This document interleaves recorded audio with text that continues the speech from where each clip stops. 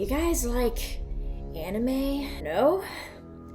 Well, too bad, because that's exactly what this ARG right here is about. Sort of, not really. Okay, not entirely. Maybe I was just pulling your leg. Or was I? Kawaii, oh god. Those makeup allergies are hitting again. Hold on, guys. I have to get the parasites off of my eyelashes. 1 second. Kawaii Neko-chan Calico Lily. Kawaii Neko-chan Calico Lily.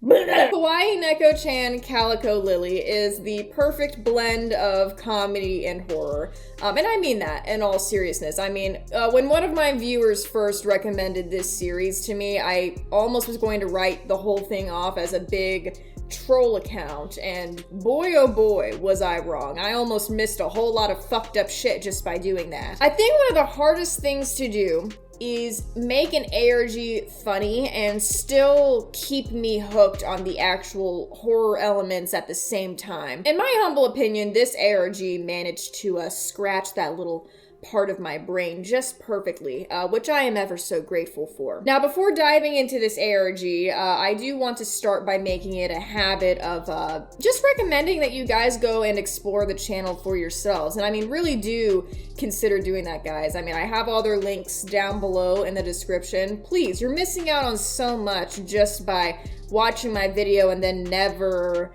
exploring the channel for yourselves. I mean, there's just so much to uncover here. It's a really fun experience, and I do hope that you guys actually give it a try. But to summarize this ARG, it's, well, let's just say it initially presents itself as this poorly made fanime. But that's merely the tip of the iceberg. Let's see where this iceberg leads, shall we? Now, if you guys recall in my last video about chezzkids archive, there was a lot of stuff I missed due to how complex of a web the ARG spun for itself. Now, partially that's my fault for being completely new and only allowing myself 2 weeks to get that video out. Oh, well, Soupy, you know, you said you were gonna stop putting pressure on yourself. Yeah, it's because I fucking lied, okay? I fucking lied to you. I lied to your face, actually. Well, thankfully, the team behind KNCL was kind enough to give me a resource that lists all of the clues in the series in chronological order. So we'll be referencing that for part of this video. Now, the very first video on their channel kind of throws us into the general creepiness of the ARG right away.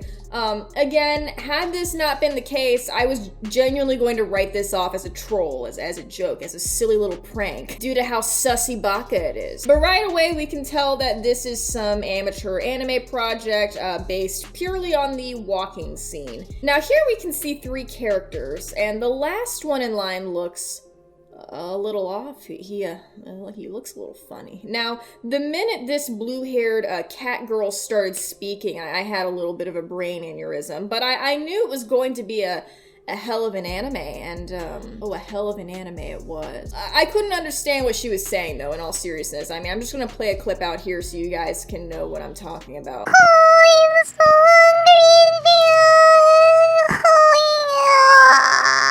Now, to be fair, this is likely what my cat would sound like if he somehow evolved human speech. He'd probably be making sounds similar to that, and none of us would be able to interpret the boundless wisdom he's trying to impart onto us. That would make a really good story, actually. That'd make a really good book. I should go write a book someday. What do you guys think? Would you guys read it? Meow. The character with the black hair says, "Let's go get some mochi." And the cat girl, who's named Lily, by the way, I didn't know if you caught on to that. Yeah, but her name's Lily. She makes a sound that I can only describe as sounding like death itself. So the two start walking. As someone with very poor social skills, I can relate to this image a lot. I mean, he's just like me for real. He's just in the back, you know, he's not, he's socializing from a distance, okay? Social distancing. I was social distancing before it was a thing. I was social distancing for a long time. The character with the black hair asks, "Are you coming, Rain-kun?" And this is Rain's response. Yeah, you tell him, Rain-kun. Anyways, now they're at the mochi shop where absolutely nothing happens. Now we're in Lily's bedroom, but uh-oh, looks like she has a visitor. Lily wakes up and greets Rain-kun while simultaneously looking for the nearest escape route. Rain doesn't respond despite Lily's attempts to speak with him. The scene transitions, and now they're both standing on a bridge at nighttime. Lily says something along the lines of, "Whoa, so romantic, Rain-kun." And then this is Rain's response.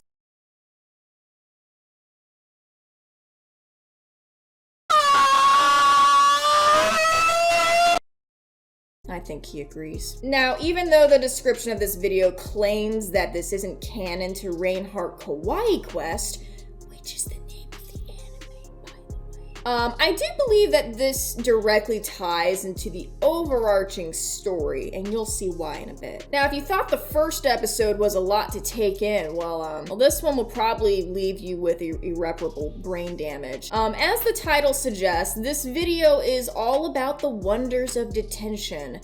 Now, in this video, we finally get an opening theme. I can't play the music here, but I mean, come on. Doesn't this just speak for itself already? Now, everything starts off, perfectly chaotic, until around 58 seconds, we hear this message. Lily, you are my perfect project. Well, now I'm starting to think that Lily might be a real person. Our beloved Lily is walking to class, but then suddenly she runs bombastically into her senpai. Well, what's a cute little meow like yourself doing out here walking out of class? Ooh. He has quite the way with words. You gotta give it to him. After Lily has what I can only assume is the symptom of something, this guy jumps out, and I'm pretty sure he says no running in the hallway. The audio on this video is really loud and heavily distorted, so do keep that in mind. I'm not gonna blast y'all's eardrums out today, don't worry, but if you ever go and check out their channel, just make sure you turn down your volume a notch. Anyways, a couple hours later, I suppose, Lily is seen walking down a road at nighttime. And I have no idea what she's saying here. Again, it's something about someone being so mean, I think. I don't know. Now, I am going to say there is, some Japanese sprinkled throughout this series, and I am going to try my absolute best with the pronunciation, but bear with me on this, okay? I'm sorry. I'm so sorry in advance. At 2 minutes 11 seconds, the word snap momentarily flashes on the screen, which, unsurprisingly, translates to snap. How comforting. Oh, and who could it be? Well, it's none other than Father Christmas himself, Rain-sama. Interestingly, he appears as a cloud of vapor here, almost as if he isn't even human. Who would have thunk? These are his words of wisdom. Lily, you are my perfect project. I will mold you into something beautiful, something godly, something beyond this world's understanding of divine. Do you trust him, guys? I do. I trust him. Now, after this message, that little song that kind of sounds like, "I've lost all ambition for worldly acclaim," starts to play, that one song. You know which one I'm talking about. 2 minutes and 43 seconds, we get this message. 雨雨が再び来る. Which translates to rain comes again. I don't think rain ever left, but that is a nice sentiment, I suppose. After this, there's some darkened footage that appears, and I believe this could be a doorway of sorts. Even after brightening, it's really hard to say. Yet another episode of my favorite anime commences. We follow the adventures of Lily once more as she goes to the park. But not just any park. No, for she has wandered deep into ThunderClan territory. Uh-oh, watch out, Lily. Graystripe's gonna get ya! And get her he does, for he goes in for the bite and subsequently gives Lily rabies. Right when the plot was thickening, it disappointingly cuts to what I assume is Rain. Somehow in this scene, he managed to regenerate his left eyeball. So proud of him. He discusses this new therapy program that he's running out of a shack in the woods. Okay, he didn't say the shack in the woods part, I just thought it made more sense, you know? He talks about this new therapy program he's running for people with depressive ideations and other mental health struggles. He describes it as some sort of camp where patients can spend time away from home with their peers, where they do various depression activities. As someone who also has depression, okay, now hear me out. Spending a week in the woods with other depression havers sounds, dare I say it, a bit magical. Maybe even a little bit damaging. We could maybe play a game of spin the bottle, I don't know. Wouldn't it be fun, guys? We can make the depression circle happen, guys! We are given a silly little link to the company website at the end of the video, and you bet your bottom dollar we're going to that website in a bit. Also, before heading off to the website, I want to take note of this comment from Prokaryote Sis. I can't see clearly! I can't see clearly at all! If you really can't see, how'd you type that message, huh? I don't believe them. We make our way over to the homepage of the website, where we're given a little more information about what exactly endorphin therapy is. The paragraph section says the following. Endorphin therapy is an optionally invasive antidepressant program to help people deal with grief while learning about themselves and becoming closer to their own subconscious. So far, our program has 16 members, all of which have been expressing wonderful results. Founded by Rain Evans, our program has helped save families from breaking apart, helped save people from taking their own lives, and has helped save many friendships. Our program includes one-on-one appointments, optional medicinal treatment, outdoor activities, arts and crafts, and even an optional summer camp. Want to sign up? Click here. Want to chat with other patients? Click here. Optional. This part is most definitely a violation of HIPAA. Good sir, okay, chill. Our patients are very creative in the arts and crafts program. One example is our very own Lily September, who made this video ushering in the new members. Now scrolling down, you might notice there's a link to an itch.io game. Yes, that's right. This ARG has an entire point-and-click game attached.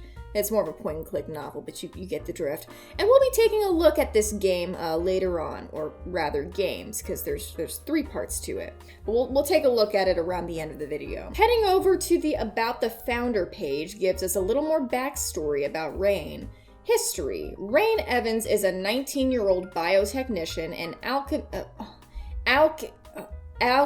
alchemical researcher, often revered for his work. Rain started off small in his home state of Nevada before moving on to do much bigger projects in Mississippi and Tennessee. Rain began his research at the age of 13, being inspired by his dreams.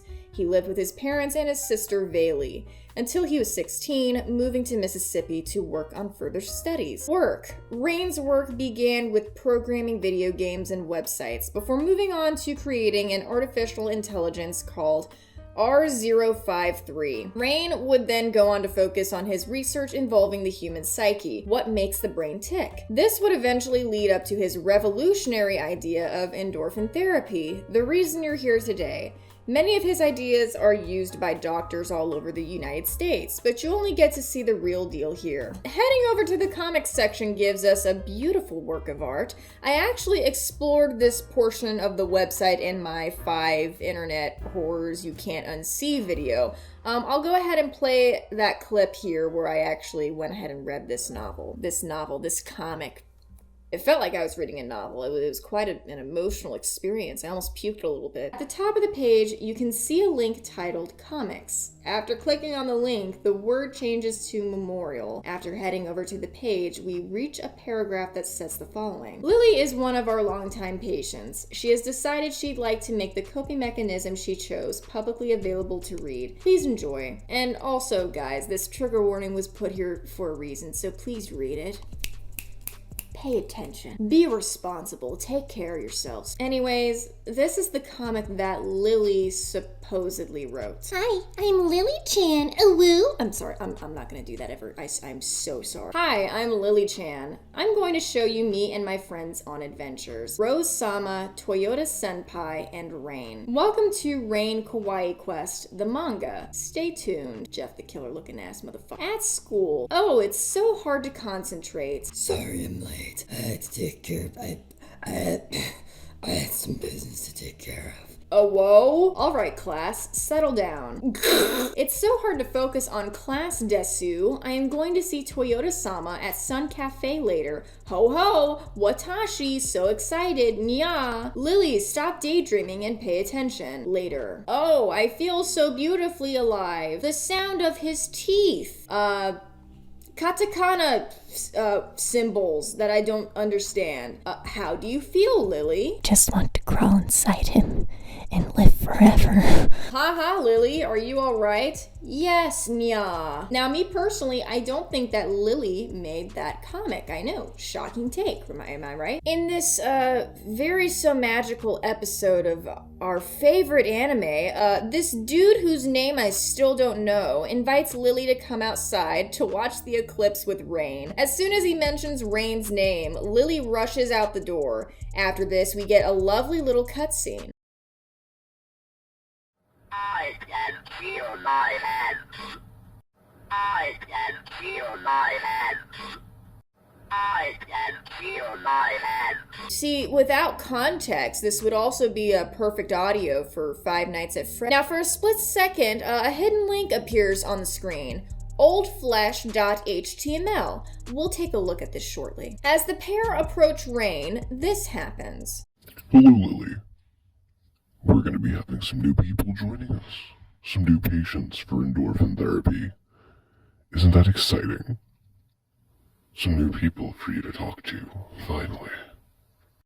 I hope you realize that you haven't finished your treatment yet. We still have the rest of the surgery to do. I won't allow you to run this time, Lily.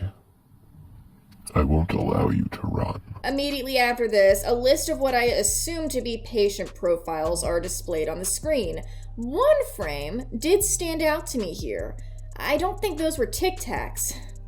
I don't know about you guys, but I don't think Rain is the Dr. Phil we thought he was. Actually, no, I take it back. If you guys know anything about Dr. Phil, he would 100% do something like this.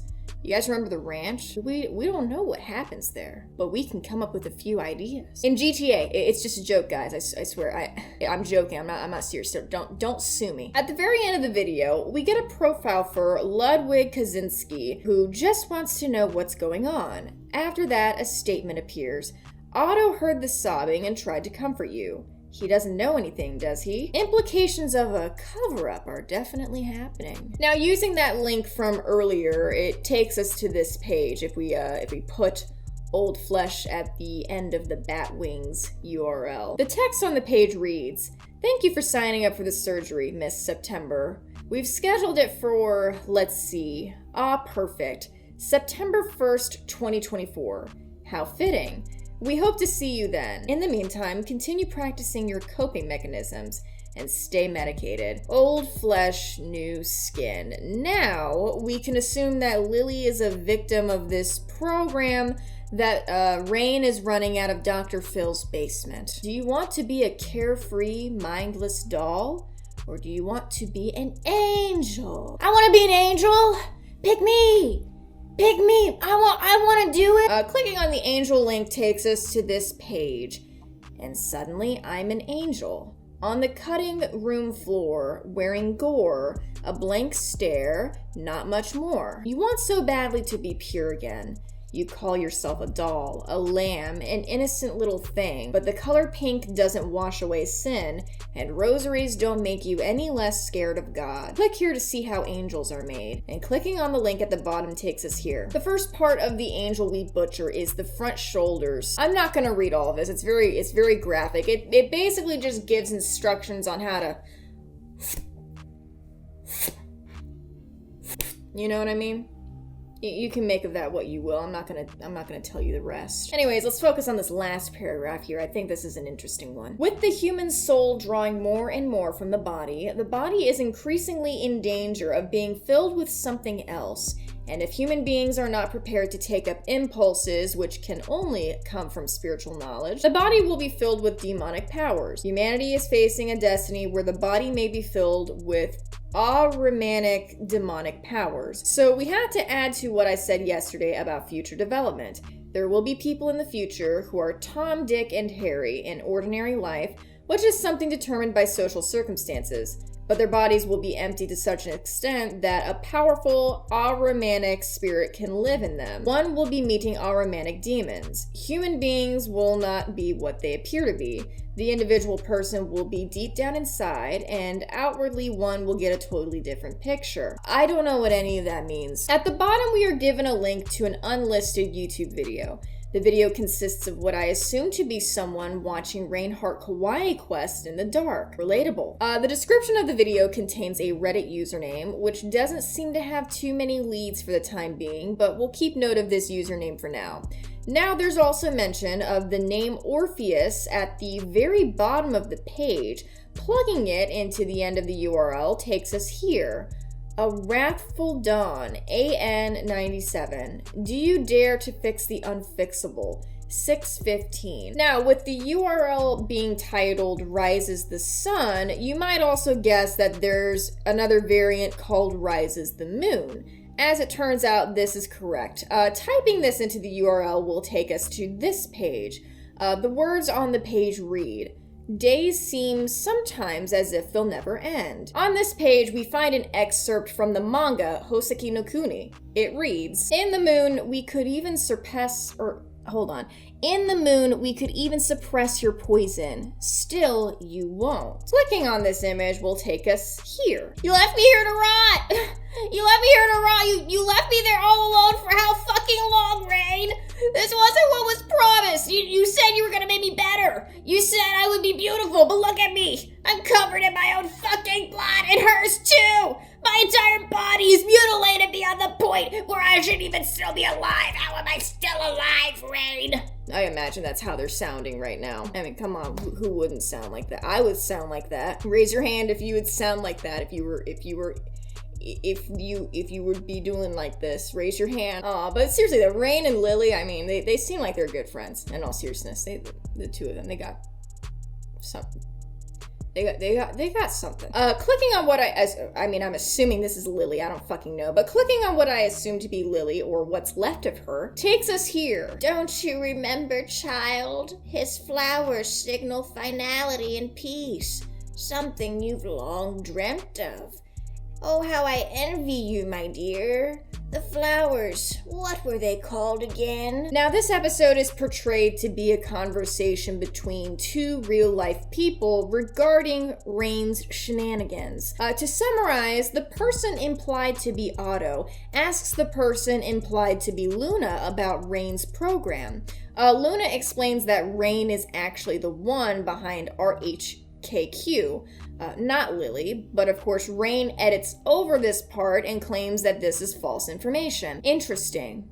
Don't believe him. Luna goes on to explain that Rain drew a picture of them and left it in the woods, and that he makes the medication for the endorphin therapy program. They go on to list some of the names of people enlisted in the program, and they mention Ludwig's name. It seems at the mention of Ludwig, Otto recognizes them and feels empowered to investigate further.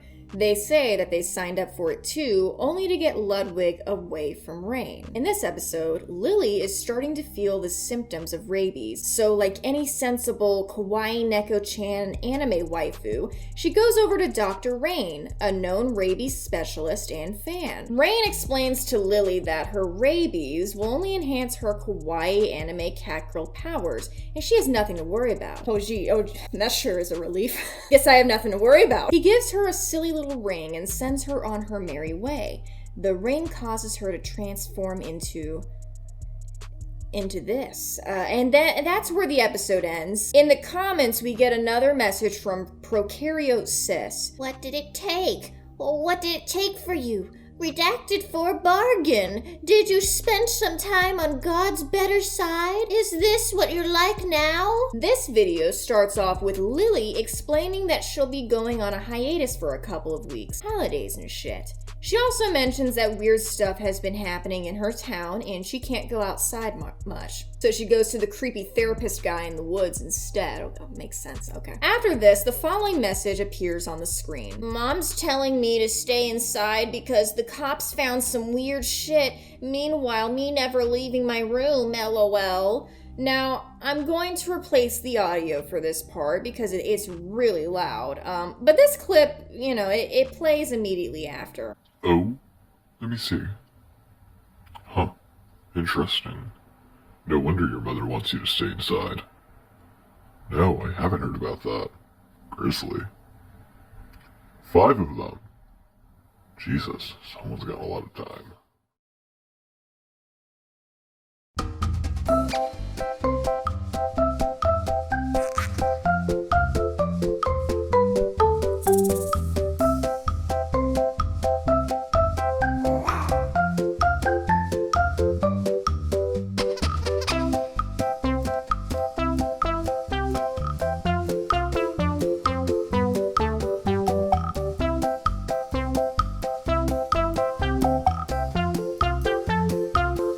At the end of this, we are given a link, which takes us to the Old Flesh page. Now, trust me, we remembered to look at that earlier. You didn't have to remind us. Okay, thanks, Rain. Way ahead of you, buddy. Now, this episode, it made me want to cry. It caused me so much emotional distress. It starts off as a Christmas party. Rain busts down the door, much to Lily's surprise. He thinks that the party is missing something, a special Santa, to be exact. The special Santa that Rain invited is revealed to be none other than Toyota, the guy from the senpai dude. And I guess he's a male stripper now. But don't worry, it gets much better. Toyota whips out a microphone and starts singing Shakira, Shakira, and then Rain joins in. Why is Rain so short? And I swear to God, this part goes on for so long, so fucking long. And then everyone gathers around the table and practices the American tradition of eating KFC for Christmas, the true reason for the season. Now, with all that juicy plot out of the way, time to get to the real plot. Yuck. In the description of the video, some hidden links are revealed. Let's take a look at them, shall we? The first link, titled Give, takes us here, revealing a new character that we will get to see more of later on. Not much can be found on this page, apart from the word wings at the very bottom, and the title of the page being, again, Give. Now, this page is a little confusing. It's titled Dusk. It lists a whole variety of astrological signs, and while I couldn't quite figure out the significance of this, I think it might have something to do with the plot.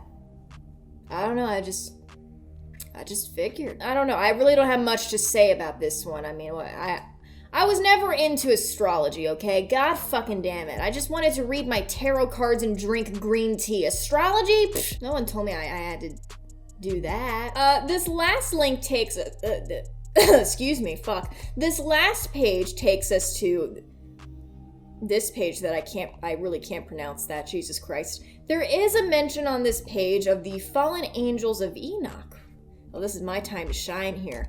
And the rituals associated with them, of course. Now, if you're not familiar with the Book of Enoch, I'll explain what I already know about it, okay? Only kids that were homeschooled by hyper-religious parents paid attention to this part. There's literally no one watching this video that can relate to me right now, but whatever, I don't care, okay? Let me hyper-fixate for a moment. The Book of Enoch is a book in the Bible that is only really recognized as being part of the Bible in a couple of denominations of Christianity, such as the Ethiopian Jewish community and the Christian Ethiopian Orthodox Tewahedo Church. Now, while most Christian denominations acknowledge the Book of Enoch as being somehow canonically inspired, mainly it's the Catholic Church that views it this way. I'm not so sure about the other ones. They don't associate it as being one of the main books of the Bible, hence why it's not talked about very often here in the West, which has me wondering, gee, what the fuck did Enoch do to you guys? Did he come knocking down on the wrong door or something? What the fuck? Now, there's a lot of lore to this piece of literature, especially in terms of the new fallen angel characters that it introduced. Now, I will be naming some of these angels later on, but keep in mind, they will be a central part of the story. Actually, a lot of religious themes will be a central part of the story. Clicking on the butterfly at the bottom of the page will lead you to this. Conveniently, it's titled Enoch. Who would have thunk? The title of this page is Enoch, and at the end of the URL, we find the name Metatron. Now, this is the first angel that we are officially introduced to in the series. Now, to summarize who Metatron is, he is in fact Enoch. However, God thought that, Enoch was such a cool dude that he was like, hey man, you know, I took a look at your resume and I think you'd be a pretty good addition to our company. And, that's how Enoch became a beautiful angel whose name sounds like something ripped straight out of Mark Zuckerberg's frontal cortex. Good job, buddy. A fun little fact, Enoch is actually the father of Methuselah, who is believed to be the oldest man in the Bible. What a weird flex. There's an interesting piece of audio that plays out at the beginning of this video. While I can't really make out what's being said, it sounds like two people arguing about something and then some guy begging for someone to stop. I'm gonna go ahead and play that clip out here. Shut the fuck up! So you're fucking listen, huh? Is it your fucking problem? Fucking listen! You have fucking authority to me any of the shit I'm sorry. If I ever get the chance to put your fucking face in, I'll fucking do it! You fucking take it! You're so sorry. Oh, you'll never. Please. Just. Fucking stop. Fucking stop. The rest of the video plays out normally, if you would even call it that. It's all meant to be a Valentine's episode with some, good old-fashioned fan service sprinkled in. I finally figured out what this character's name is. It's Rose-sama. Anyways, Toyota and Rose start to get it on in the Sun Cafe, and Lily couldn't be happier at this special occasion. Should I say, Ogasian. Listen, we're all a little gay here, okay? Don't fucking look at me like that. After they have a little kissy kiss, we are introduced to a new character, Olive, and would you look at that? She has a Tumblr. In this first post from Olive, she mentions asking her mom to deliver a gift to Lorelai for Valentine's Day. In the next post, Olive expresses how mad she is that her mom won't let her go outside, even though she's taking online therapy. Her mom won't even drop her off at the building, even though it's not close to the woods. Not an idiot, right? An anonymous poster asks, who's Lorelai? Olive explains that it's a girl she met at therapy. Mom said she's drop it off today. I should call her. Anyways, Olive supposedly gets Lorelai a box of chocolates and shit. See, that's a great idea until that box of chocolates melts and turns into a box of pudding. You'll make her the laughing stock of the whole psych ward with that mess. You should be ashamed of yourself. Olive goes on to say that her only plans for the day are bed rotting, and then we get this scene from an anime that I don't recognize. Oh no, he's got her! Oh no! The next thing this video shows us is some gameplay instructions. Okay, what the fuck is going on here? Number 1, figure out the sun and moon pairing and find out the primary one to focus on. Sacrifice 10 innocents. Make one player enter the elevator, then our game can begin. Helpful resources will be provided throughout pregame to help complete these objectives. Once all of these are completed, our game can begin. Happy Valentine's Day, Olive. Some more details can be found in the description. It reads, Task 1 will be done gradually by you all. Interaction required in present. Task 2 will be done gradually with your help. Interaction optional. Task 3 will be done gradually, whether you like it or not. No interaction needed. We also get another comment from Prokaryote Sis. I feel so sick. I didn't want to do this, but I didn't really have a choice, did I? I don't know why I keep reading that in that voice. I should fucking stop. That's really awful. That's cancerous. Jesus Christ. At first glance, it seems that we really are about to receive the most therapy ASMR of all time.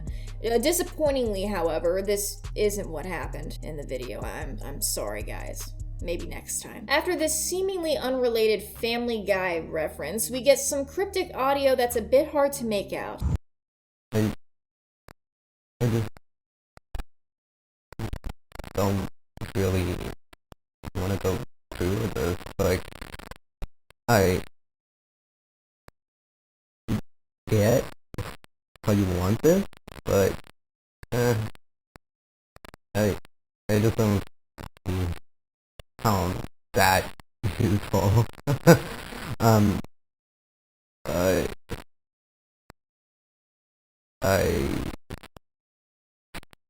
don't fucking know, dude. Crystal sun and moon shit and everything. Like, I don't think that for that I'm supposed to do anything.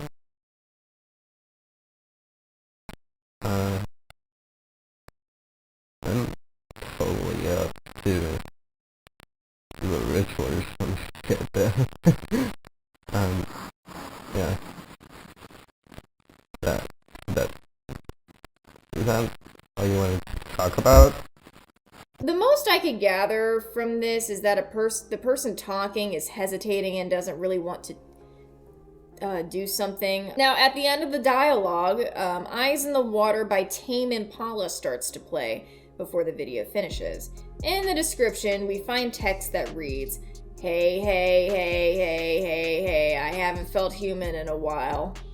Is that a song or something? It probably is. Sounds like something I would write. And lastly, we get yet another comment from Prokaryosis. "Buying things to cure my depression. Distract myself from another obsession. I'm a lot lonelier than I remember." Well, maybe you should go sign up for a Rain's therapy in the woods. He'll probably make you feel better. More posts from Olive's Tumblr are shown in this video. She says that Lorelai liked the gifts and they scheduled a date on Saturday. She goes on to explain that the date went well and they both decided to go to a cafe nearby. Several times during this video, the footage keeps cutting to someone who seems to be sitting alone in their room, I guess. It's uncertain who this person is, at least to me it's uncertain, but it kind of implies that the whole time someone's kind of scrolling through this feed here. Olive gives a little more information on her home life. Apparently, both of her parents fight a lot and it wears Olive out. This causes her to consider moving in with Lorelai. This is where things get interesting. Lorelai brings up this surgery program being offered by Endorphin therapy. They say that one of their friends, Lily, had already signed up for it, and now Lorelai's thinking about doing it too. Olive, understandably, is skeptical about all this. Through these posts, we also learn that Lily is someone that they both met at this therapy program. In the next post, Olive talks about spending the night at Lorelai's house. She explains how this was basically a breath of fresh air for her, and it was the only escape she really had from her parents. Not much happens after this, apart from some romantic posts about Lorelai. Olive's next posts talk about going into the woods with her friend Zoe. She makes a joke about not wanting two white women to make a podcast about her when she's in the woods. She says that their reasoning for going out into the woods was because her neck was sore and itchy. What? Yeah, see, I have a fleas on the back of my neck, so what I wanted to do is go out into the woods and get more fleas. Now they've both arrived in the creepy woods, and thankfully the two of them brought some Walking Dead type weapons with them, including Lucille! So yeah, they should be fine, right? These two kids will figure it out. They mentioned finding a familiar tree, and that a carving that was once there was torn out. So now we know this isn't their first time going into the creepy woods. An anonymous poster asks if they can find the tree with the moon therapy thing written on it. I'm assuming that's what this carving was supposed to be. Olive says she'll ask. Suddenly, Olive explains that Zoe smells something, and she's following after the scent. Olive tags along. The smell, whatever it is rancid. The closer they get, the worse the smell becomes. Olive says that she sees something and that Zoe feels nervous. They stumble upon a bag hanging from a tree. It smells horrible and it's dripping. Olive pukes and Zoe insists that they need to get out of there. Olive is clearly panicking here and frantically posts that they can't find the car with garbled audio that plays alongside this post. Oddly enough, Lorelai conveniently shows up and picks the two up. Apparently, Lorelai was reading the blog the whole time, which is what prompted them to show up. And Zoe, however, doesn't seem to trust Lorelai. I mean, shit, I wouldn't too. Like, she's been watching the blog this whole time, and you mean to tell me she happens to show up right then and there? Like, it's almost like she was waiting, like it was all timed or something. While Lorelai drives them back home, Zoe won't stop whispering about something. Eventually, after listening for a while, Olive can make out that she's repeatedly saying that she's sorry for looking into Lorelai's eyes without permission. An image of a cartoon character's eyes close up fades into view. Then we get yet another hidden link, eyes.html. Now, I immediately want to take note of the page title here, Shinigami Eyes. My fellow Death Note fans will understand why this is a little bit interesting. Without spoiling the anime, having Shinigami Eyes basically means that you have the power to know people's names and when they're going to I'm not sure if this is somehow implying that a Lorelai has this ability, or if there's somehow a supernatural being of sorts, someone who has access to forbidden knowledge, if you will. Definitely food for thought. Now, there's not much to take note of on this page at first glance. All we can see are the repeating words, "I'm sorry for looking into your eyes without permission." Now there's a Twitter post here, and we're going to be taking a look at that shortly. Other than a link to the official Heart Kawaii Quest SoundCloud, this page doesn't offer much more information. Now, initially it seems like we're getting episode 1 of season 2 here, but instead we get so much more. In the introduction, we get introduced to a new character who looks very familiar. Anyways, in the first half of the video, we get a little more Olive lore. Prom is almost here, but Zoe is more worried about going back into the woods with Olive. Apparently, she's been texting Olive all throughout therapy, and understandably, Olive gets pretty annoyed at this. Interestingly, Olive goes on to mention that there's something a little bit stinky about Rain, and she can't quite put her finger on it. Oh really? Is that the case, Olive? Could you maybe tell me what it is? Well, what's off about this guy? What's so funny about him? Could you tell me what it is? The episode of Heart Kawaii Quest commences, and for some reason, Toyota's British now. Anyways, the episode plays out exactly how you'd expect. A new character is introduced, and it becomes abundantly clear that she's trying to steal Lily's senpai. No! Her name is also Fidel Castro-chan. I just thought you should know that. After Rose asks to speak with Toyota outside, the video cuts to a conversation between Zoe and Olive. Throughout the conversation, Zoe reiterates that she senses something is off with Lorelai. The thing with her eyes, the fact that she happened to be there right when they needed her. Olive mentions that she used to go on a weird forum site back in the day when she used to feel like this, but she can't remember the name. The rest of their conversation switches to talking about how fast high school went by and what their next educational goals will be. After this, we return to Olive's Tumblr. High school is almost over for her, and Lorelai is going to prom with her. She mentions catching a few smoke breaks with a friend named Cassidy to pass the time. She mentions that Zoe seems to have an unhealthy obsession with the happening around town, even though they've died down a bit. Additionally, she's been seen drawing pictures of angels. Other than Lily asking Olive to voice a character in her fanime, nothing too out of the ordinary happens in this post. In the next scene, we see the familiar character once more, painting me on a wall somewhere. While filming a hole inside a wall, if you look closely, there's actually a blonde strand of hair dangling on the inside. Oh, well, never mind, she's writing "kiss me." I was worried there for a second. Anyways, there's some spooky little shots sprinkled in there, and oh no, what are you doing? No, don't you hit me with that rock! No, obviously I'm not gonna play it here, but that one song starts to play. You know, that one that goes, "Oh, the Boston cops!" Yeah, sounds a little bit like that. Then the mystery character starts to sing along to the tune at the end of the video, and then the video ends. Not before showing us another secret Tumblr account, which we'll be looking at in a bit. Now, if you guys were following the intended viewing order on the channel's playlist, the next video in the timeline takes place on a different channel. You might recognize the profile picture as being the same one from the mysterious Tumblr account, and it is. As sad as I am to say this, though, this video will in fact not be showing us the best Minecraft seeds of 1.20/2023. I know, I'm sorry, no. In fact, the only thing that can be heard in this video is a bunch of guttural screams, and some sort of mannequin face is seen lingering in the background. Then again, that is a lot more than we could have ever asked for. As the title of this video would seem to indicate, the next video after this shows a clip taken from a lost video game. The words at the top translate to, "It's very windy tonight." That's it. Another episode of Heart Kawaii Quest commences, and I almost choked when I saw what her fucking dad looks like. I mean, what fucking species is that? Why do his ears look like that? I want to know. Anyway, she starts walking to school, and then she runs into I forgot her name, Vladimir Putin Channer or something. I don't know. And then they start fighting. In the description, we get the following message: "Don't you remember? We had this same scuffle back in 2012. Our roles are reversed, though. Fun seeing you again, winner." And this episode, called Oracle, we get introduced to a new character, simply titled 014, and I can't tell if the person reading the Oracle is 014 or if this is a reading for 014. Either way, I think there's a lot of ways to interpret this one, so I'm going to play this video out really quick. Okay, a 3-card reading, past, present, and future. Your current past is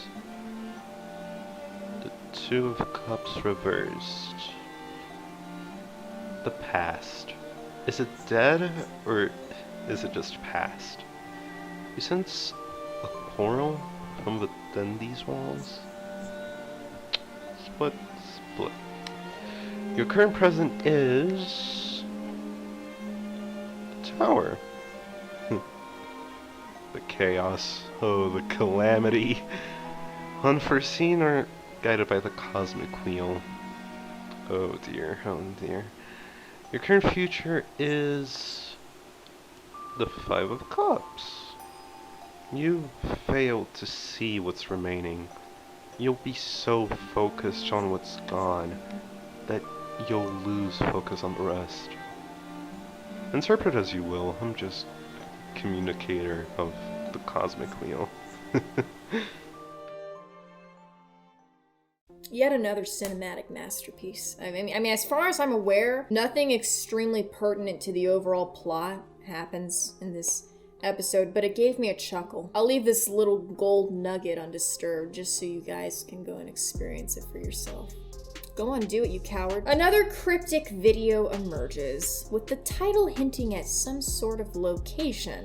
A character with pink hair and cat ear headphones appears on the screen, and we can see a house in the background, and Japanese letters at the top. The last few seconds of the video show someone walking through a neighborhood at night. This video opens up with a candle in a dark room. A circle appears on the screen, seeming to point out someone looming in the dark.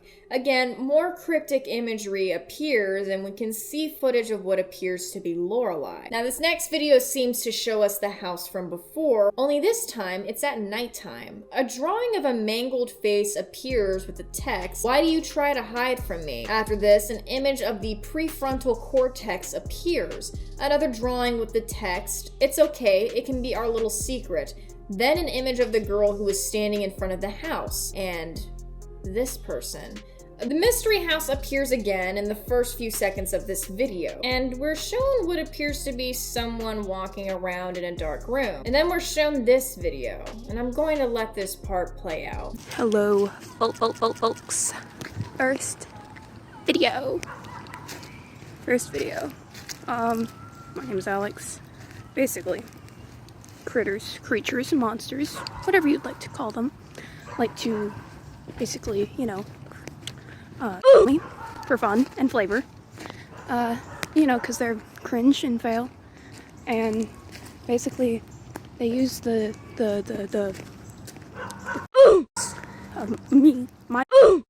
to make other people scared and fuck shit. I don't know.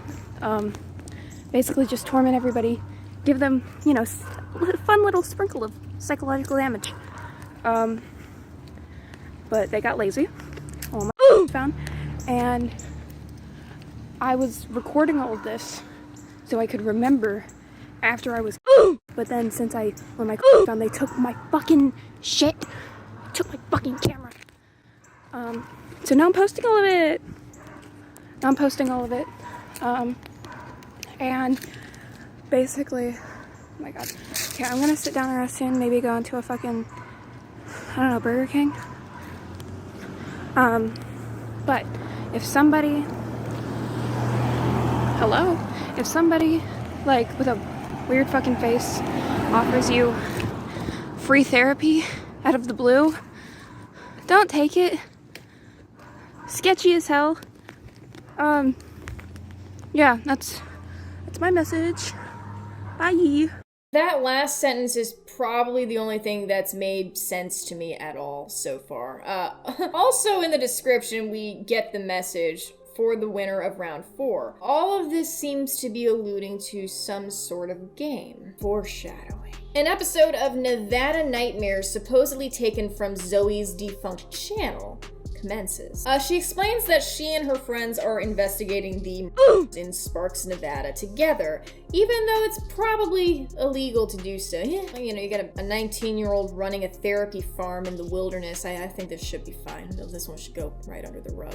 She mentions that she runs a blog where she posts all of her findings. Sure enough, we're given a link to this blog in the description of the video. Now, I'm going to read through some of these here, or rather some of the more important ones, but if you guys want to read the full blog again, check this shit out, you dummy. The first post on the blog reads, "Hello, my name is Zoe. I'm an amateur journalist based in Sparks, Nevada. And if you know anything about Sparks, yeah, things are getting a bit crimey down here.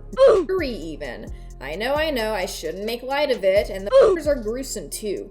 The has a pattern. It's always people assigned female at birth, and they're between 13 and 25 years old. There's 3 types of the most common, cuddled so hard that they explode into a million little rainbows. But like, yeah, I've been investigating this stuff, and I've been investigating it hard. I have a couple of friends I'm gonna drag along with me, and pray we don't get haha. No one's reading this, so I'm not gonna give a very fancy send out. Bye." Here's the second post. I forgot to add this to the last post, but on February 17, I went out to investigate the for the first time. I saw a person and something carved into a tree, not much else. The tree had a crescent moon symbol carved into it, and the word therapy next to it. The person I thought was a cop because they were wearing a blue shirt, but now I'm realizing that it was too bright to be a cop, and it was a button-up. Guy had shaggy brown hair, and other than that, I couldn't see much more before running away. I'm going out with my friend Olive tomorrow night to investigate further. That's all. Goodbye. The third post. Have you ever read 日暮らしの泣く頃へ? I hadn't until COVID hit. My friend Olive recommended it to me, then I watched the anime. Then Gusatsu released on Hulu, and I watched that. I used to use this website called Anemoya Solutions because I had memories that weren't mine. I used to think this was weird because it was, but I saw something tonight. Olive's partner, Lorelei, came to pick Olive and I up. They had this look about them. Their eyes were red. That's not normal. Also, Lorelei's the only one who never showed up in any of my false memories. It shook me for some reason. It reminded me of 日暮らし、里子北条と理科フルで。 Two people living in loops, existing in several fragments of their world, and their eyes would glow red whenever they revealed themselves to be loopers. And this is the 5th post. In the past 2 months, 4 more have been found, each one marked with a Roman numeral on their forehead, seemingly carved in.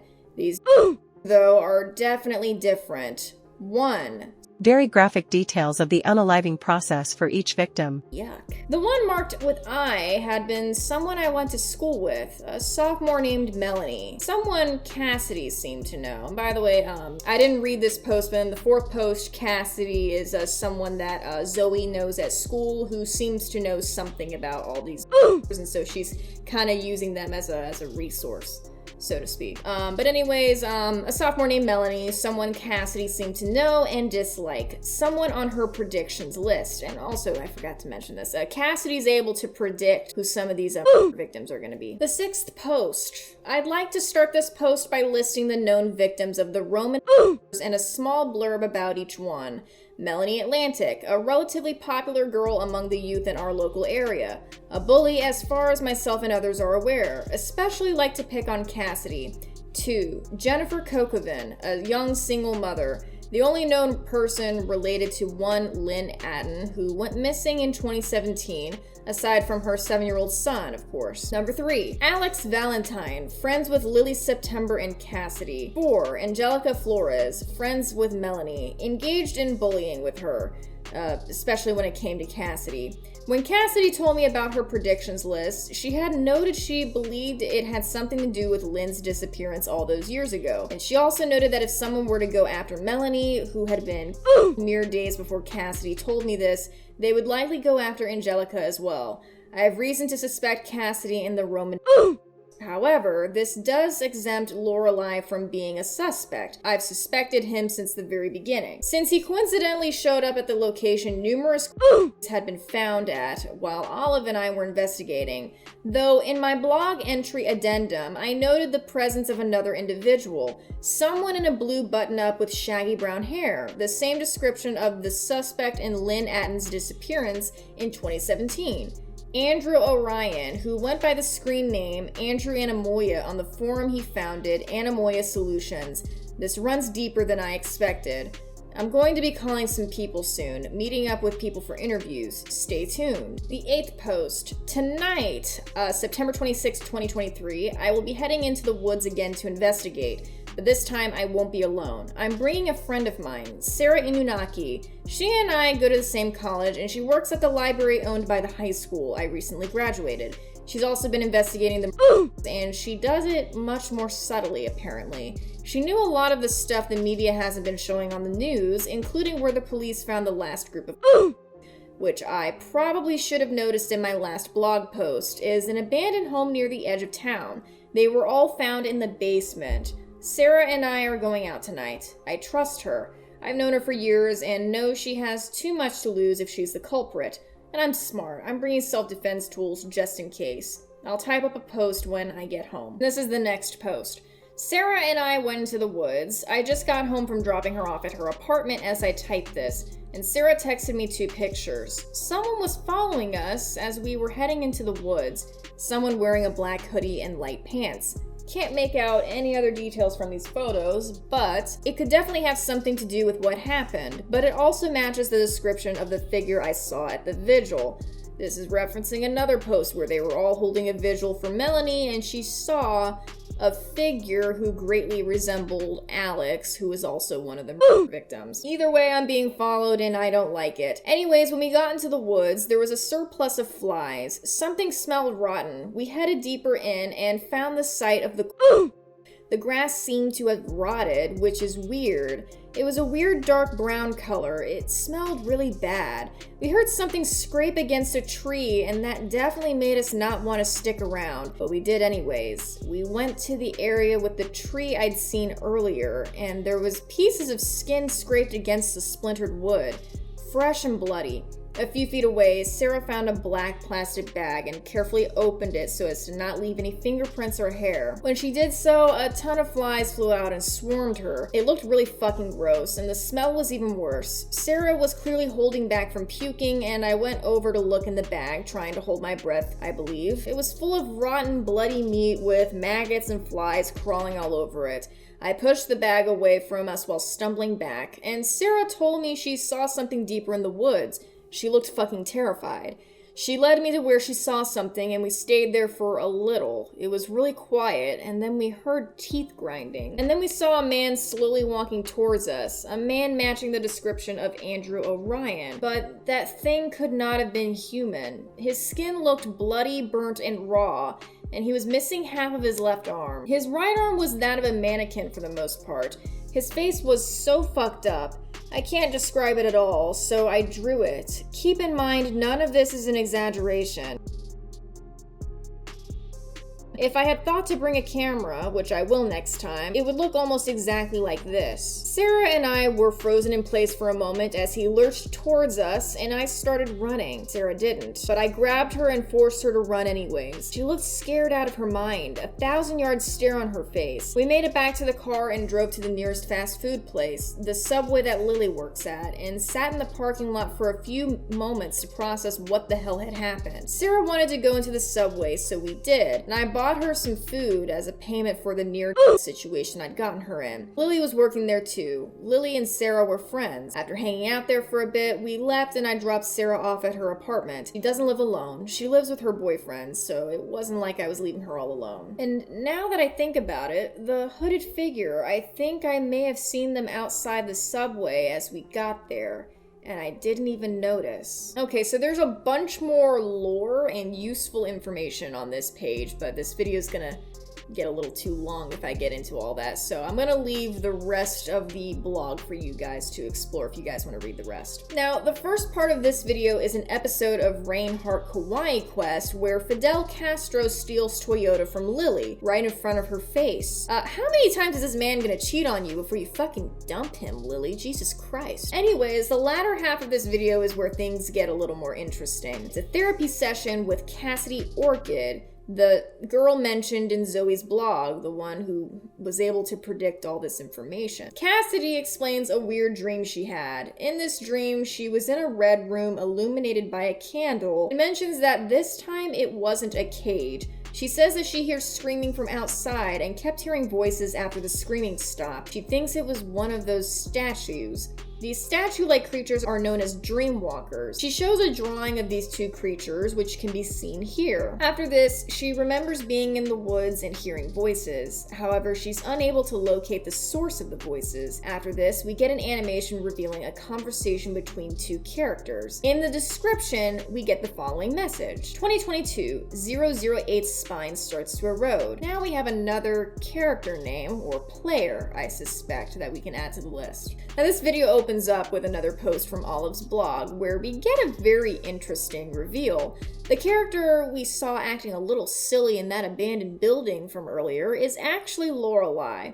In the next post after this, Olive mentions that she heard screaming from outside. Turns out it was just a fox. Yeah, I'm sure it was. I'm sure it was a very human-shaped fox as well, right? A user on Tumblr expresses concern over Zoe venturing into the woods again. Olive doesn't seem to feel the same way, especially since Sarah's going with her anyway. Besides, I mean, date night always takes priority, even when your friends are being chased by half-burnt corpses in the woods. I'm a really good friend, by the way. We are given a screenshot, or screenshots, of a text that Olive receives from one of her friends, Vez. Hey girlie, talking here because I do not want to worry anyone else in the group call, but you know how Zoe's been kind of freaky about Lorelei? Actually, Allison's saying we should do this in person. When can you link up, baby girl? It's a little sudden, but Lorelei's out of the house right now, so I guess I can hang out now? Where? What's up? Alex and I will pick you up shortly. No need to worry about all that. We will explain on the way. On the way as in when you're with us, I won't text and drive. Yeah, duh. Okay, I'll start getting ready. Pick me up at 8:30-ish. You got it. Olive, babe, I love you. You're so hot and pretty, but please don't post screenies of our convos on your Tumblr. Thanks. Actually, post this one. It's a little funny. I've known Alex, Yves, and Allison since middle school, and they tend to do stuff like this, but I don't know why they're dragging Zoe or Lorelei into this now. Wait. Alex was one of the victims of the Roman Wars, though.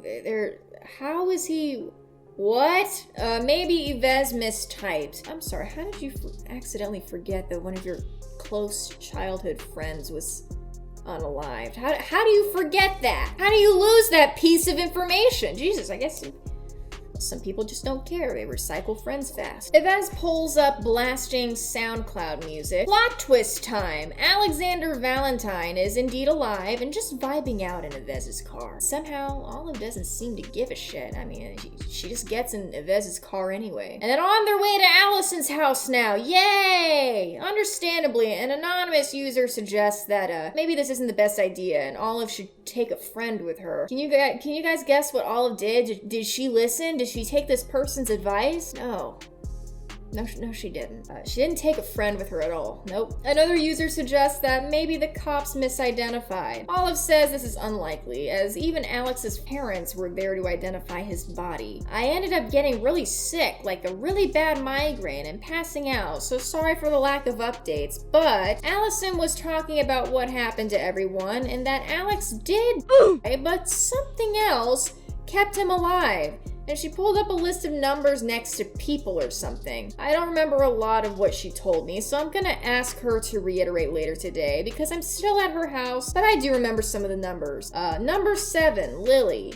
8, Sarah. 9, Allison. 10, Alex. I don't know what the numbers mean. I'll ask today. She says she'll post a summary of the information she gathered in a bit, but she needs a shower. And predictably, she never posts the summary as promised. After this, the Christmas episode of Heart Kawaii Quest continues. Of course, Fidel Castro is there, and Lily isn't having it. While trying to rizz up Toyota, Lily decides to stop Fidel Castro-chan's dastardly deeds once and for all by making out with her. Toyota sings Caught in a Bad Romance, because why the fuck wouldn't he? And then after sitting through all that, we finally get to pick up where we left off with Olive. Apparently, Olive's finally moved in with Lorelai as originally planned. Olive is seeing Rain less and less and is thinking about dropping out of therapy. You know, I'm not usually one to advocate for that, but I think in this case it might be warranted. She explains that the reason why she never provided an explanation was because Yves, Alex, and Allison said that they were going to make a video on it instead. Olive really wants nothing to do with this and hasn't heard anything from them since. The aforementioned video starts to play, and the person speaking here is none other than Alex himself. Hello, it's me, Alexander Valentine. Zombie boy, Sir Revenant, whatever you want to call me. You know me, you love me. So a few days ago, Olive had posted on their Tumblr about hanging out with me, Yves, and Allison. While I was a little bit, you know, or a little bit in the ground, on the ground, whatever. They said they'd post the info that they got, but, you know, Allison advised them not to, and instead instructed me to make this video and send it to you. So, despite what Zoe's blog says, I'm alive. I'm here. I'm recording this. Yay. But, you know, like I said previously, I did, and the cops did take my shit off of my body, because it was there whenever I was, and they were like, oh, this guy's not gonna come back, and I'm here again, but, you know, oh well, I can't exactly say, you know, who killed me publicly, because, like, where's the fun in that? It's a fun little mystery, I guess. As for our situation, this is the 5th time this has happened, I believe. Allison isn't giving me all of the info, but we do know about the loops. At least Yves, myself, and now Olive does. I don't know how much she believes it. I haven't seen her since we met up. I think she's trying to convince herself it was all a dream by just, like, burying herself in the Lorelai's shoulder or some shit. Well, as for me, specifically, I've been watching the channel this video's on, you know, about the moon already and whatnot. That fucking guy is breathing down my neck. Won't leave my ass alone. But he doesn't really have, like, a tight grip on me. He's just kind of, like, staring at me, you know, like those, like, bobbleheads that just kind of, like, look at you. He's doing that. I don't think we really need to worry about that for a bit. Still don't really know who the 000 person is, though, so we can't exactly, yeah. Anyways,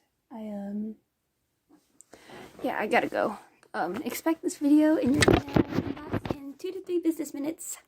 And yet somehow I walk away from that with more questions than answers. So from this message, we've gathered a few new pieces of information. We know that Alex was indeed and something kept him alive.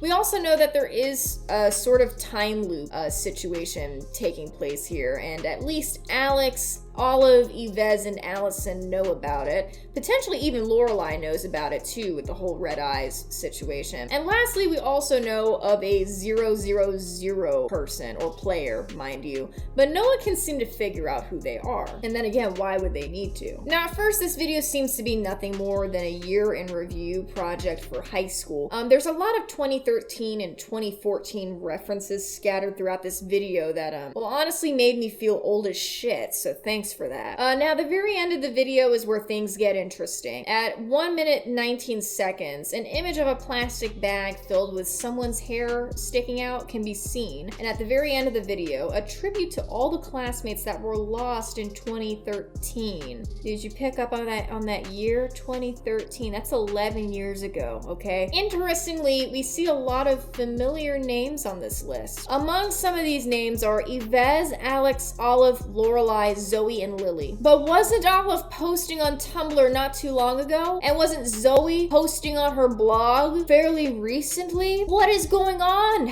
This 2013, what? Time loop? What? In this video, that little weird goober from Cassidy's dream is talking to a bunch of window people. He asks the window people who they pledge their allegiance to, but for some reason, instead of saying the Christian flag, they speak the language of the gods, so I don't know what the fuck they be saying for real. The conversation is as follows, and this is my reenactment of it because I think there might be copyrighted music playing in the background. I've recently gathered a growing interest in your endeavors. Who do you pledge your loyalty to, convalescent? A lack of self-control, it seems. To think Rain allows us to waste our time like this. That's for you all to decide. You can always push the agenda on...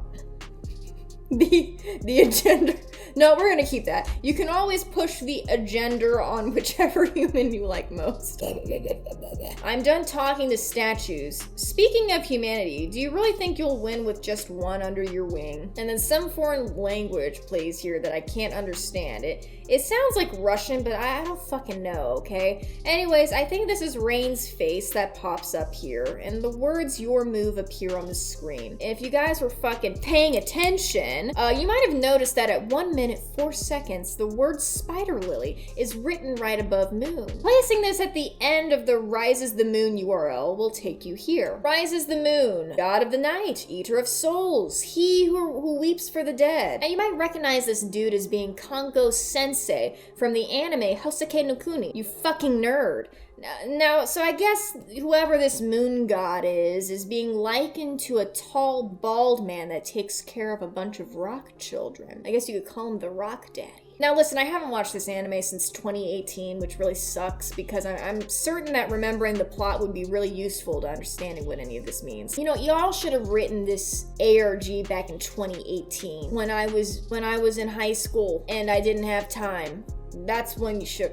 Actually, never mind. What the fuck am I talking about? Surprisingly, putting Sorath at the end of the Rise of the Sun URL doesn't bring us anything, which is just a missed opportunity. But after doing some digging, as one would do, Sorath appears to be some sort of sun demon that's supposedly way stronger than Lucifer. And feel free to read up on demonology in your free time if you feel so inclined. But that's not what I'm here for.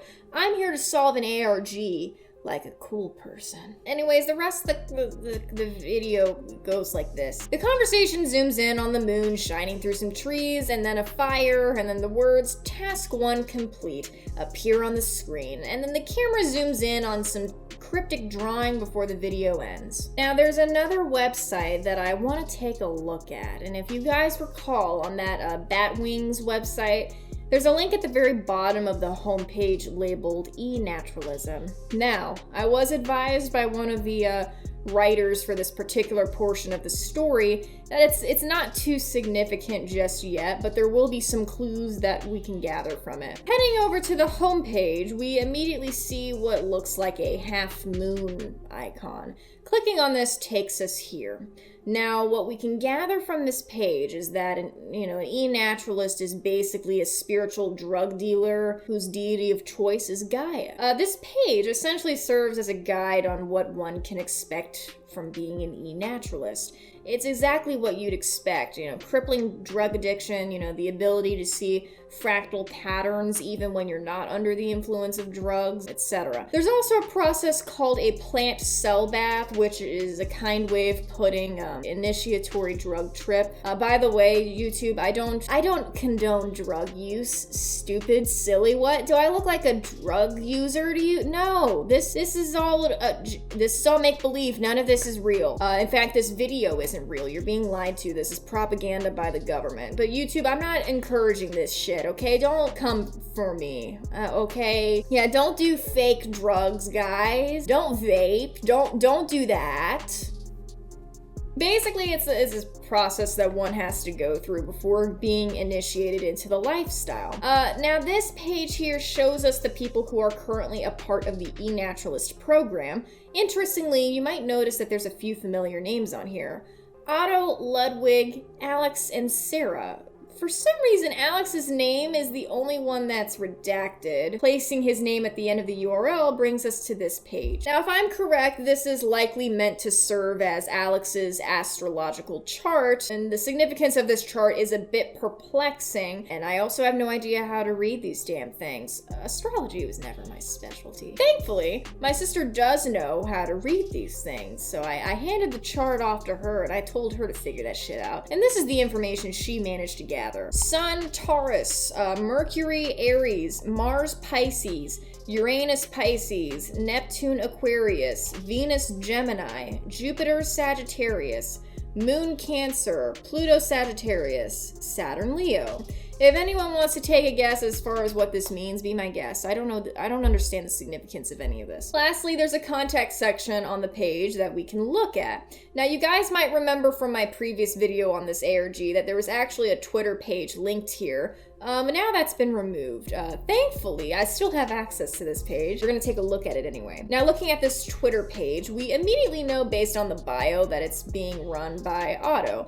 If you guys don't know, Otto is the individual that was seen talking to Luna in one of the previous episodes. And again, I'm not going to look into this Twitter account too deeply because, as stated previously, this part of the story is still a work in progress. However, I do want to point out a few posts here. Now, for this post, it gives us another hidden link on the eNaturalism website. Typing in source.html at the end of the eNaturalism URL brings us this. Recently, the Delta 9 Alchemy team, comprised of Otto Karpf, Ludwig Kaczynski, Clementine, Sarah Rothenberg, made a discovery of a so-called Droman domain, of which was discovered an identity known as ZYZZYX, or Petal. Its blood was taken first by accident. How do you take someone's blood by accident? You must be really bad at your job. What are you, on drugs or something?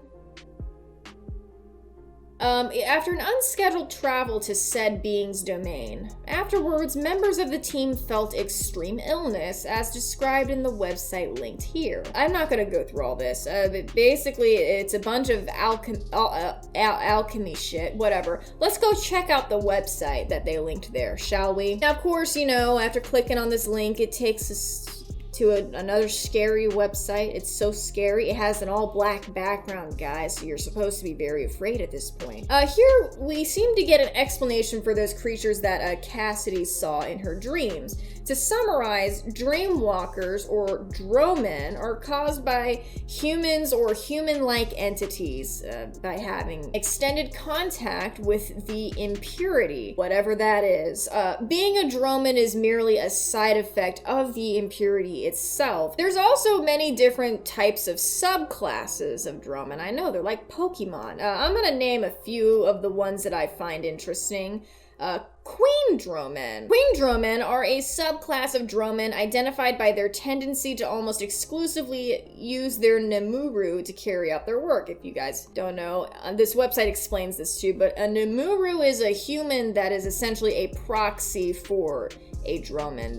They serve them like little carpenter ants. And then also stalker dromen. A stalker dromen is a subclass of dromen identified by their lack of a numuru and tendency to hunt victims on their own. If you guys remember, Zoe mentioned being followed around earlier. You guys remember that? Stalking. Heading to the homepage takes us here. Now, here we can get a little more information on what this website is all about. Your home for the future. Catacombs' goal is to bring humanity one step closer to divinity by any means necessary, be it through genetic modification, alchemy, or surgeries. We assure you, we will reach the heavens. Using technology and research pioneered by our very own Memphi Norwin, we've been able to figure out secrets long hidden away within our reality. We found things that the old gods have kept away from our eyes out of fear that we may one day replace them. And as of 2021, with Project Rig, we have. How can Catacombs help? Well, recently, the first veil of reality has been devastated due to a series of divine events kickstarted by Abaddon, and we're here to help. With the large amounts of space eradicated or irradiated by impurity, you may find yourself having to deal with unfavorable things happening to yourself or loved ones. We've made our studies available so that you can stay aware. There's also a section that leads to their Instagram and their YouTube channel. Now, their YouTube channel is currently empty, so let's just take a look at their Instagram for now. Now, for the most part, the posts on this page are really cryptic, and I'll leave the majority of it open for you guys to sort through. There are, however, a few posts of interest that I want to take a look at. Now, this post is definitely implying a higher power at play here. Gee, Soupy, you don't say. Yeah, shut the fuck up. Again, with this post, there's some correlation between the catacombs and the desire for one to become an angel. This is something we've also seen mentioned on the Rises the Sun and the Batwings website. This page's correlation with RHQK is a little vague, but since the story is still developing, I'll keep my eye on it for the time being. Again, there's also an entirely different ARG that this Instagram leads to, which I might also be covering in a future video. We shall soon see. Now, even though we were shown some of the main posts from Olive's Tumblr already, there's a few extras that I find pretty interesting. Take this one, for example. I'm at the scene right now. Police are leaving. Oh God, be safe. I'm gonna check it out when they're all gone. Give me like 10. Don't get yourself. You have no faith in me, huh? If you get serial, don't come crying to me. They're all gone, heading in now. Don't get by serial or WTV monsters middle schoolers are blaming for the murders. Well, it's very obvious where the bodies are. It's a pattern, almost looks like the sun. Looks like they were holding hands and splayed out in the sun shape. What the fuck? Yeah, hang on, I see something. Spill. Tree has something engraved on it. Give me a second, it's hard to read. Okay. It's weird, it's like a crescent moon shape followed by the word therapy, I think. Concerning. News didn't say shit about that. They never give details like that. LOL. Something smells off over here. Huh?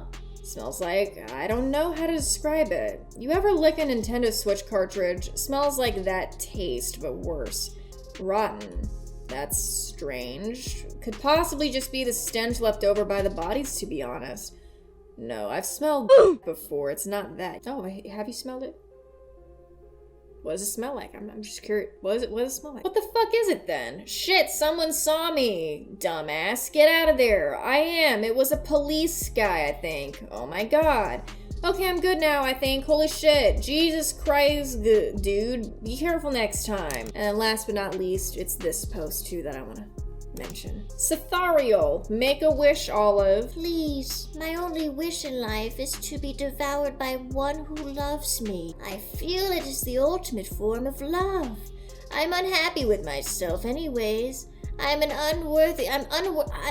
unworthy of anything. I don't come from Earth. I come from a higher power. But I was brought here because I was viewed as disgusting. I am a god. I am above you. I am covered in the dust of the earth. I wish to be no more, so please, my love, I wish to be eaten.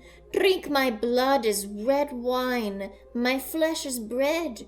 It is how gods are treated on Earth anyway, yes. Hashtag angel. Now you might be asking yourself, who the fuck is Cepharial? Well, according to the Book of Well, according to the Book of Enoch, he's actually my cat Bread here.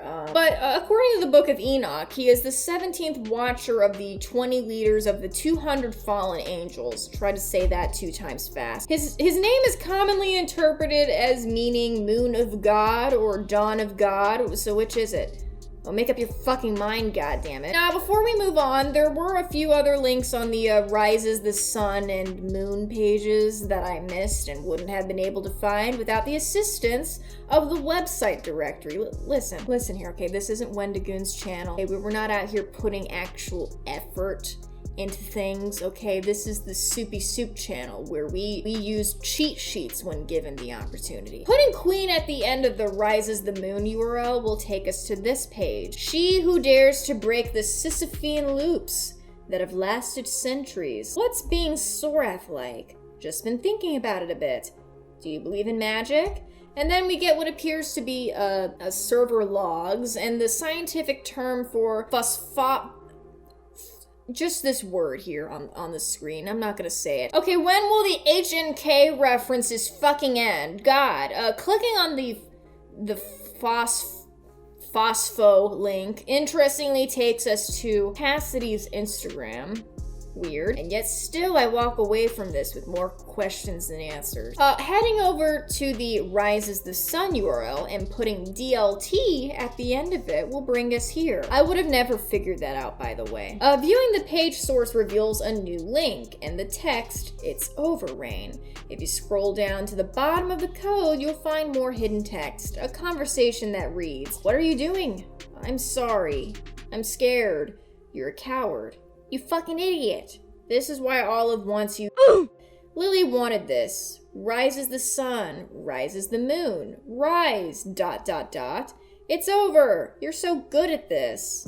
I'll make you do this again for me soon. Clicking on the link takes you here. Viewing the page source reveals more hidden text that reads, "Valentine's Day is coming soon and I'm so excited." Typing Valentine's at the end of the URL takes us here. I love you so much, Lorelei. I just want to crawl inside you and live there forever. You know me from therapy, right? Remember my name? Now I see why you might be in therapy. Typing Lorelei at the end of the URL brings us to this page. I wish to join your game as a player, Rain. Typing "Give me wings" at the end of the URL reveals another page. Hello, friends. This is the part where you say hi back. And clicking on the image of the Sun Tarot card brings us to this page. You guess what the secret URL is? What is it? Go on, spill. What is it? By typing hi back at the end of the URL, this page is revealed. Viewing the page source reveals another hidden URL, Agony in the Garden. Typing this in takes us here. By viewing the page source, we find that the GIF is titled Hemera. I would have never guessed this one, but typing REI at the end of the URL will bring us this page. She's just like me. He misses you so. Like light to the dark. A rose and a sunflower. Such a shame they were snipped before they got to bloom. Now, of course, I couldn't simply just forget about the mysterious Lynn Tumblr page, could I? I told you we were gonna visit it later. Heading over there reveals a new link, which takes us to the mysterious forum mentioned earlier, dating back to the early 2010s. Welcome to Anamoya Forums, everyone. Hi, my name's Andrew Anamoya. Have you guys been experiencing any of the following things? Gaps in memory, false memories, strong deja vu, or Anamoya? Well, this site acts as a forum for users to talk all about their experience. Other users and mods are able to offer input, but you can disable this feature when making a post.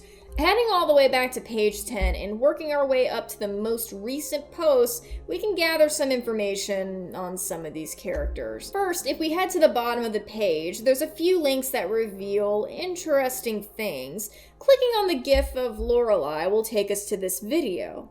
In this video, if you look closely, you'll notice that there was once an ad on here for endorphin therapy, so I guess somehow these things are connected. Heading back and clicking on the ad of the TV woman takes us to this page. The user ZBear claims to have seen another figure, and this one is clearly meant to be Rain. Clicking on the picture of Rain takes us to this page. I need some air. Need some air. Everything's just slight.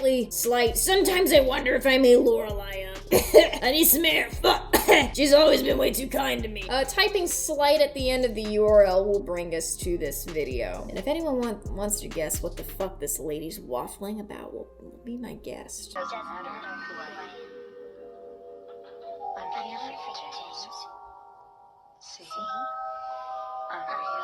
Typing lust at the end of this URL will take you here.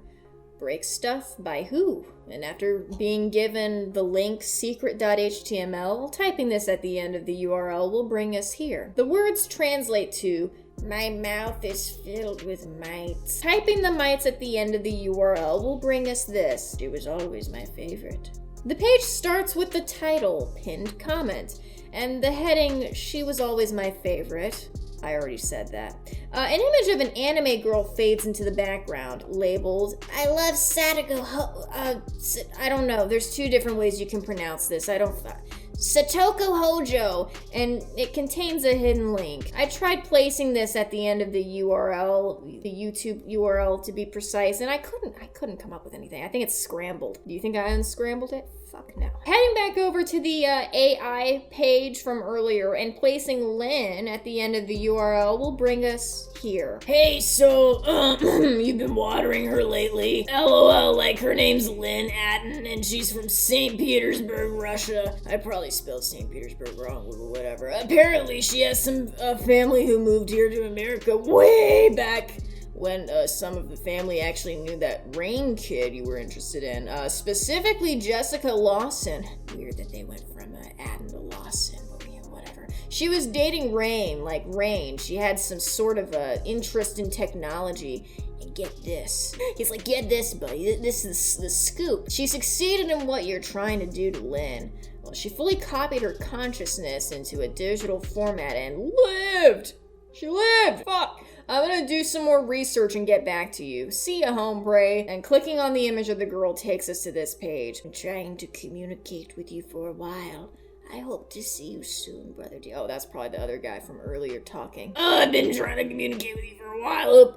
I'm gonna throw up. I hope to see you soon, brother dearest. Put the numbers into the TV. On this page, we can see the numbers 6 and 15. Putting these numbers at the end of the TV URL will bring us here to a page called Greek. Wrong way. Hey, does anyone remember that one visual novel about the girls with small bombs in their necks? There's like one screenshot of the game that I know of, and it's like a blonde girl apologizing to Lorelei. Was it deleted? The screenshot's really low quality. Put the disease into the lotus. Apparently the word Greek is supposed to be the main clue here. In the end of the URL, we're supposed to put Greek numerals. And the answer to this is hidden in the title of the Study 34 page. The end of the URL is supposed to be Lambda Delta, and this is just a fancy way of saying 34. Not that it mattered. It takes you to this page. But there is something else. Try the Flower of Ascension. No, and if you have to do it on the Batwings Taste Like February, Ascension isn't sun-coated or moon-coated. This is all assuming you're familiar with Batwings Taste Like February, dear reader. And if you aren't, then oh boy, you're in for a ride. Signed, Mod Satoko. And then for now, that's all the links have to offer us. You know, scrolling through the rest of the page 10 shows us what the users of this forum were up to 10 years ago. Z-Bears, page 10, had a really, really bad moment at school today. It was snowing outside for some reason, and I just walked outside and stood in the middle of the road for a good 5 minutes. I was unresponsive or something, just staring off into the woods in front of my school. This has never happened before, not my usual post. Anyone know what the fuck happened or have advice? Did you see anything in the woods? I can't recall. Limp Biscuit, page 10. Happy V-Day, every pony. Update on my meds. They're not working. Power through the pain. Seriously though, this sucks. They're getting more vivid too. Keep seeing this figure that looks like a ghost standing up. There's also a user named Osaka Lover Girl that is harassing the user Lynn317 multiple times. This is the last post that Osaka makes on the forum. My last post before getting banned because of the most numbskull dipshit loser I've ever met. And then clicking on this person's username reveals that they are Cassidy. But Cassidy is a junior in high school now. And this post was in 2014. Picking up what I'm putting down here? Wouldn't she be a little too young to be using this forum? And then this post comes from a familiar name, Batwings on page 7. Experiencing lots of anemoia recently, and I don't know why. Any idea what's causing it? Just things that I wouldn't be alive for giving me heavy nostalgia as usual. Like not even shows or toys, like actual events. Now, of course, this name sounds familiar for a reason. This user is none other than Rain himself, and it seems here we've unlocked a little bit of his origin story. Now, the mere fact that I knew what this video was without even clicking on it, just God, why am I so fucking old? Jesus Christ. I have delusions of God. God is not alive anymore. We need to bring God alive. This new one will replace the impure. My brain says the sun. Lynn 317, page 5. It was never about power. It was about knowledge. Ascension. No harm was meant. It's over now. The next one will become. Now on this page, if you click on Limp Bizkit's profile picture, it will actually take you to a card page about them. If you guys remember, in one of the hidden links from earlier, the word break stuff was heavily highlighted in the title, and with good reason. Apparently putting break stuff at the end of the URL here reveals a hidden message, clearly directed at the owner of the forum, Andrew.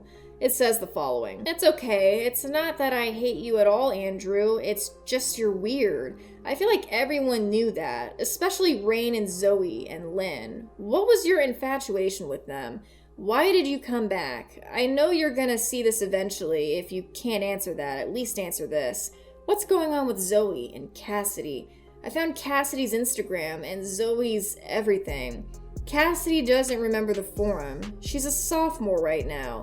Meaning she was 8 when using the forum? That's impossible. I refuse to believe that. You seem to know what's going on. Explain. You know where to find me. If you don't, just ask Cassidy. So Limp Bizkit clearly felt the same way that I do about Cassidy. There's no way she could be using that forum at such a young age. So just who is Cassidy anyway? We'll touch on Cassidy again a bit later, but heading back to the forum and clicking on page 4, there's another interesting post from Lynn. Started gardening. My favorite flowers, the lotus. Comments from the mod. I'm assuming this is Andrew. Lotuses are nice. The symbolism about them, especially in Buddhism, is so fascinating. Now, in Buddhism, lotuses are commonly associated with purity or rebirth. Two themes that have been ever so present throughout the exploration of this series. Z-Bears, page 4. Something's happening in my life right now that's going to make me unable to post for a while. I may not post again after this. The lives of my friends and I are being threatened. This is not a joke. I'll explain in PMs if anyone wants. Z-Bears, page 4. Let this be a lesson to not trust people you met online. Ha ha ha. Holy question mark. It's like I tripped and fell into the grave meant for him, that slug. Zoe, are you okay? So now we know who the mysterious Z-Bears person is. It's Zoe, Olive's friend? And the same person who's running this blog. Okay, what? This is the last post we got from Z-Bear for a while until the very next page. Hi guys, new to this forum. Seems like I just missed the fun. Anyways, I keep seeing this weird face in my dreams. It looks grossly mutilated and stuff. A weird dark substance covering half of it.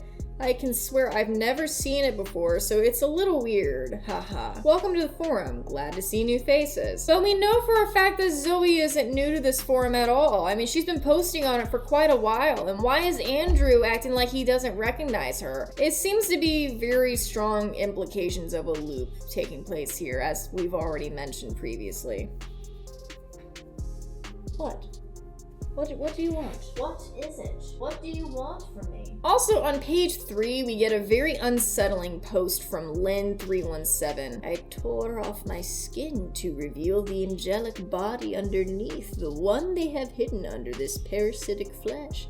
And it was pure light. And there's also a strange post from Andrew on this page written in Japanese, which translates to, I am the origin. Zoe also mentions experiencing a strange sense of deja vu when around her friends. Also on this page, Rain reveals that he's planning on looking deeper into human psychology. Now on page 2, if we click on Gecko Amethyst's profile picture, we got taken to a strange post on a Tumblr blog. Just what do you think you're doing? Get out while you still can. Stop fucking digging. The blog consists of a group of mods, basically role-playing as a bunch of anime characters. Now, there are a few other hidden links that this ARG has to offer, but if I were to cover literally everything, then my god, I would be up to my shoulders. This is not my shoulder. I'd be up to my shoulders in this ARG. It's quite extensive. Oh shit, that reminds me. We haven't even played the visual novels yet. Okay, this video is already getting to be a mile long at this point. Actually, some of you guys have already fallen asleep at this point, have you? Yeah, I see you in the back of the class snoring. Wake up! Wake up! Wake up. Now, I am going to give a spoiler warning for all of the novels featured in this video, especially the one we'll be playing at the very end. The last visual novel hasn't been released yet, but the creators were actually kind enough to give me early access. So please, before watching this part, go to the itch.io page linked in the description and at least play through the first 2 visual novels for me. And if you guys want, feel free to wait for the full version of the novel to come out as well, for the part 3, I mean. Okay, on to the gameplay. Olive has a memory of a strange woman with an obscured, melting face leading her into the woods as a child. Zoe is one of her closest childhood friends, and Olive has a weird dream about some monster in excruciating pain with a familiar voice. Olive has another friend named Cassidy, who is bullied by another girl named Melanie. Cassidy has a habit of breaking into Olive's house through her window. Olive witnesses a strange occurrence where one minute Melanie is standing upright talking to Cassidy, and then the next, she's on the ground. Rain also likes to turn into a weird lizard man during his therapy sessions with Olive and asks her ominous questions. Of course, for some reason, Olive doesn't question this. Cassidy breaks into Olive's house and unalives her parents. Then some disembodied voice says that she's eliminated for breaking one of the rules. Cassidy is eliminated when her neck suddenly explodes. Roman numerals are later found carved into the foreheads of Cassidy and Olive's it's not both of their parents. You get what I'm saying, okay? Yeah, okay. Olive is living with Loeylane now in chapter 2. Olive and her friends Yves and Alex meet up with their mutual friends Allison to discuss the weird events. Allison has a mysterious Word document with players listed under various numbers, and Cassidy is listed as player 3. Allison doesn't explain what any of this means. Alex tells Yves and Olive that he had a weird dream. Yves explains the dream to Olive and tells her that Alex asked a bunch of statues who the 5th sacrifice was going to be. The statues kept asking who he was, but he wouldn't tell them until they agreed to share the information with him.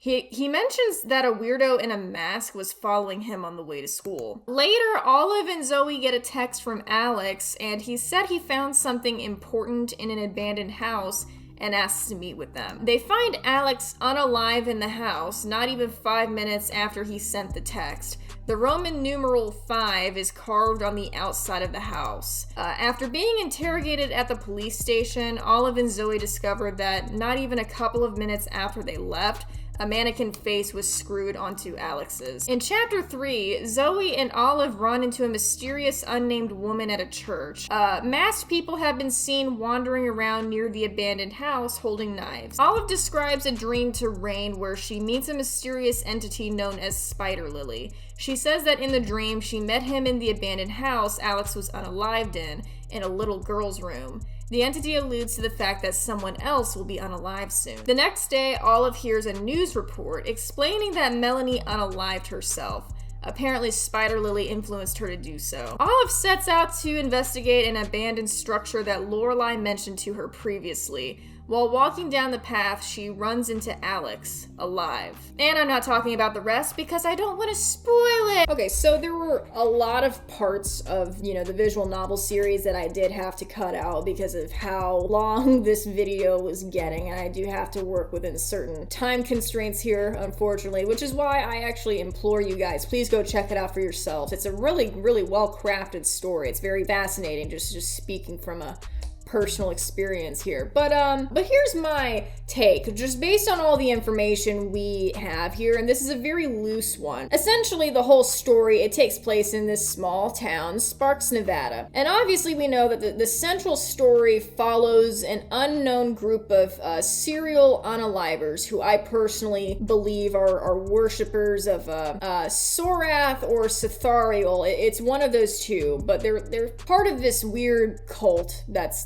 going on, essentially, this weird ritualistic game. And one of the rules of the game is to, I guess, sacrifice 10 innocents. That was mentioned in one of the videos. And we also know that, there is some sort of a time loop situation going on here. It's like, and we know this just based on the Anemoia forums as well. It's like, there's posts from these characters dating back to like 2014, but it's like in present day, like Cassie, for example, she was posting on Anemoia back in 2014, but it's like in present day, she's a sophomore in high school, which just doesn't add up. And you have Zoe, who mysteriously disappears from the forum, but then she comes back like one page later saying, hey, I'm new to the forum. Like, no, you're not. No, you were just here. But then, you got I don't fucking remember his name. Asbestos something. I don't remember. Andrew Asbestos. He shows up and he's like, well, I've never seen you around here before. There's certain loose pieces floating around that don't make sense. I understand that AI even comes into play at certain points. There's references to AI. There's references to, people's brains being uploaded to computers and stuff.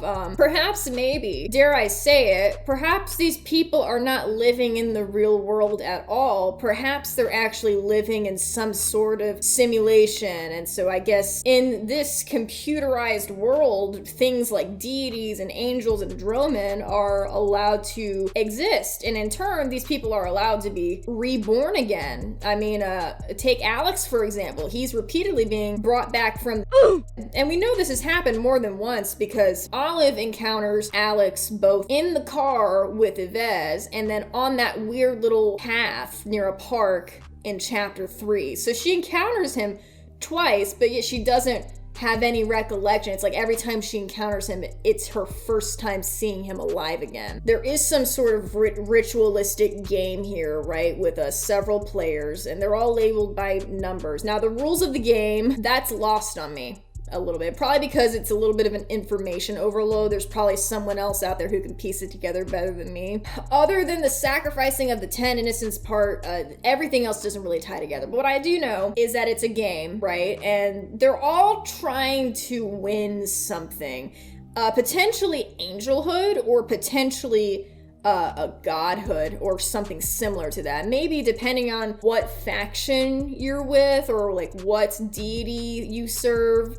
Maybe the prizes are different for each person. Regardless, I definitely believe that the patience in Rain's therapy program, I definitely think that has something to do with it. I think he's sort of, I guess the best word I can describe is a game master, right? And, it's like he's leading all of his patients into this game like he's like a pass-through, right? You have to go to him, you sign up for his program, and then through him you're able to join this this society of gamers. That's cool. It's like the Hunger Games, but it's cool because Jeff the Killer's in it. I just think that's so neat. The thing that I really like though about the visual novels was how the art style would start off very cartoonish and cute and innocent kind of, and then randomly out of nowhere it would just it would change to some hyper realistic, horrifying imagery out of nowhere, and you just wouldn't expect it to do that at all because it's very consistent with its art style for the most part. So I think that to me was very jarring, and it made the jump scares sit with me a little more. It really increased the whole wrongness of the thing. And also the fact that Rain was like breaking the fourth wall and shit. That was very icky and very well done in my opinion. I don't know if that's so much of an analysis. Maybe it's more of an analysis, because it was kind of shit. It was kind of poopy. It wasn't that good. I couldn't really come up with that concise of a story here because of how deep it goes, and it's really hard to cover in one video, but it goes so deep, and I'm looking forward to just seeing how everything ties together in a big beautiful bow. Anyways, what I'm going to do is I'm going to go finish the rest of chapter 3 for myself. And, well, I hope you guys enjoyed, and thanks for watching.